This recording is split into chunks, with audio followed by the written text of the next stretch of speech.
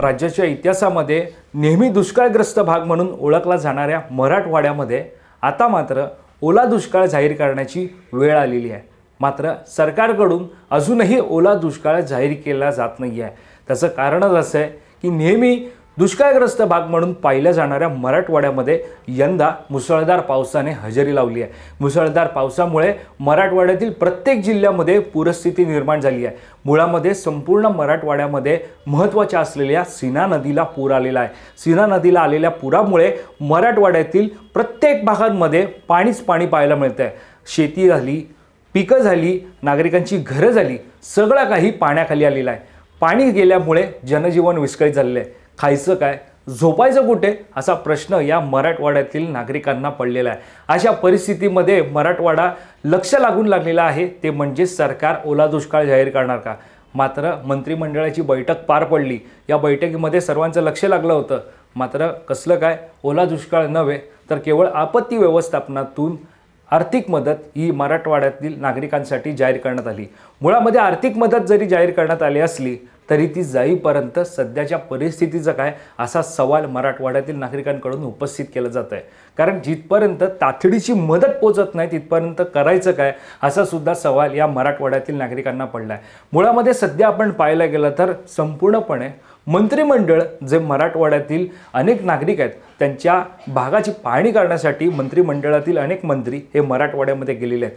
तिकडे जाऊन पाहणी करतात। मात्र पाहणी दौरे कसले करतात, याऐवजी त्यांना जर तातडीची मदत गेली, त्यांना मदत पोहोचली तर नक्कीच त्यांचं जनजीवन जे विस्कळीत झाले ते सुधारित होईल असं चित्र सध्या त्या ठिकाणी पाहायला मिळत आहे। तर या संदर्भातली अधिकची माहिती सांगणारा हा व्हिडिओ आपण आता पाहूयात। सध्या आपण पाहायला गेलं तर मराठवाड्यामध्ये नेहमी दुष्काळ पाहिला जातो। मात्र दुष्काळ असला तरी आता मात्र सध्या गेल्या आठवड्याभरापासून त्या ठिकाणी मुसळधार पाऊस कोसळतोय।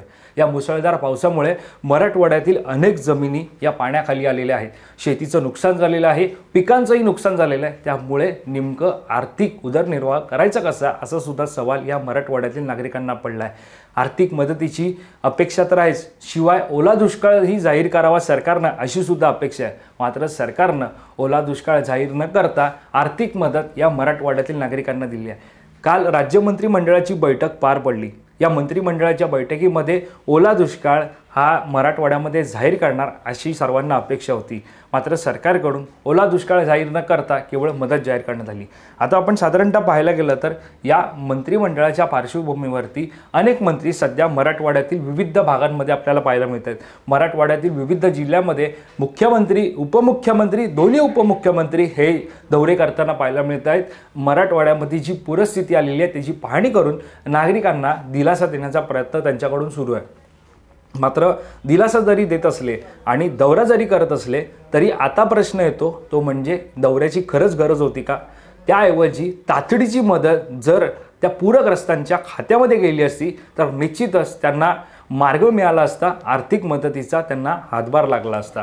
मात्र आता जरी सरकारकडून आर्थिक मदत जाहीर केली असली तरी नेमकं आता ही मदत कधी पोहोचणार, त्या मदतीचा वापर कधी करणार असा सवाल आता उपस्थित झालेला आहे। सध्या आपण पाहायला गेलं तर मुख्यमंत्री देवेंद्र फडणवीस, उपमुख्यमंत्री अजित पवार, उपमुख्यमंत्री एकनाथ शिंदे यांच्यासह अनेक मंत्री हे मराठवाड्याच्या दौऱ्यावर आहेत। विविध जिल्ह्यामध्ये दौरे करत आहेत। नेमके कोणकोणत्या दौरा करत आहेत ते आपण जाणून घेऊयात। सुरुवातीला आपण मुख्यमंत्री देवेंद्र फडणवीस नेमकं कुठे दौरा करत आहेत ते पाहूया।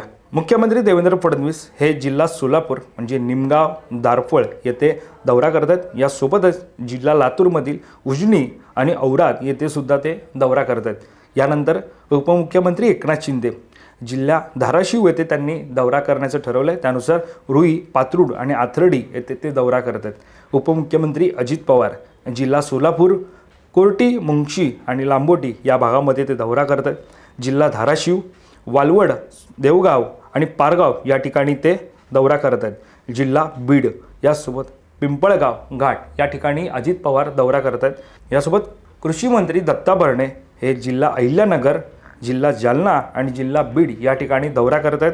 तर मंत्री राधाकृष्ण विखे पाटील हे जिल्हा अहिल्यानगर या ठिकाणी दौरा करत आहेत। सोबतच मंत्री संजय शिरसाट हे सोलापूर जिल्ह्यामधील करमाळा येथे दौरा करत आहेत। तर मंत्री गिरीश महाजन हे जिल्हा सोलापूर येथे शंभूराज देसाई हे जिल्हा अहिल्यानगर येथे, तर मंत्री आशिष जयस्वाल हे जिल्हा चंद्रपूर आणि मंत्री पंकजा मुंडे हे जालना जिल्हा आणि बीड जिल्हा या ठिकाणी जालना जिल्ह्यातील गोळेगाव, घनसावंगी आणि बीड जिल्ह्यातील धोंडराई, हिरापूर येथे दौरा करत आहेत। अशा मंत्रिमंडळांची यादी आपण पाहिली जे आज मराठवाड्यातील पूरग्रस्तांना दिलासा देण्यासाठी ते मराठवाड्यामध्ये गेलेले आहेत। त्या मराठवाड्यातील पूरस्थितीची पाहणी यांच्या माध्यमातून सुरू आहे। मात्र प्रश्न येतो तो म्हणजे पूरस्थितीची पाहणी करण्यासाठी संपूर्ण मंत्रिमंडळ, ज्यावेळेला मंत्रिमंडळ हे पूरस्थितीची पाहणी करण्यासाठी जातं त्यावेळेला संपूर्ण प्रशासन हे त्या ठिकाणी व्यस्त होतं। अशा परिस्थितीमध्ये, आपत्कालीन परिस्थितीमध्ये तातडीनं मदत मिळण्याची ही गरज आहे, तर नक्की ही गरज दौऱ्याची आहे का असा सुद्धा सवाल त्या ठिकाणी उपस्थित होत आहे। यासोबतच जर आपण पाहायला गेलं तर सध्या मराठवाड्यातील परिस्थिती काय, नेमका किती पाऊस झालेला आहे, त्या ठिकाणी किती प्रकारची मदत, कशा प्रकारे सरकारकडून आर्थिक मदत करण्यात आलेली आहे त्याची माहिती आपण जाणून घेणार आहोत। मराठवाड्यातील धाराशिव, जालना, बीड, परभणी, हिंगोली, सोलापूर आणि संभाजीनगर या जिल्ह्यांमध्ये मुसळधार पावसाने हजेरी लावली। या मुसळधार पावसामुळे संपूर्ण मराठवाड्यामध्ये पूरस्थिती निर्माण झाली आहे। मराठवाड्यात 1 जूनपासून आतापर्यंत सरासरीच्या 124% पाऊस पडला। 22 सप्टेंबरपर्यंत सरासरी 704 मिलीमीटर पाऊस होत असतो। आता 747 मिलीमीटर इतका सरासरी पाऊस मराठवाड्यात झाला आहे। सप्टेंबरचा विचार करायचा तर 165% पाऊस मराठवाड्यात झाला आहे। सीना नदीला कधी नव्हे तो पूर आलाय, त्यामुळे सर्व गाव, बंधारे, शेती, पीक हे पाण्याखाली आलेलं आहे। निश्चितच आपण पाहायला गेलं तर संपूर्ण मंत्रिमंडळ हे मराठवाड्यामध्ये पाहणीसाठी गेलेलं आहे, मराठवाड्यातील पूरस्थितीची पाहणी करत आहे। मात्र या पाहणी दौऱ्यावरून आता विरोधकांनी सुद्धा टीका करायला सुरुवात केली आहे। पाहणी दौऱ्याऐवजी तातडीची आर्थिक मदत, तातडीची मदत ही त्या पूरग्रस्तांच्या खात्यात पाठवा जेणेकरून त्यांचं जनजीवन सुरळीत होईल।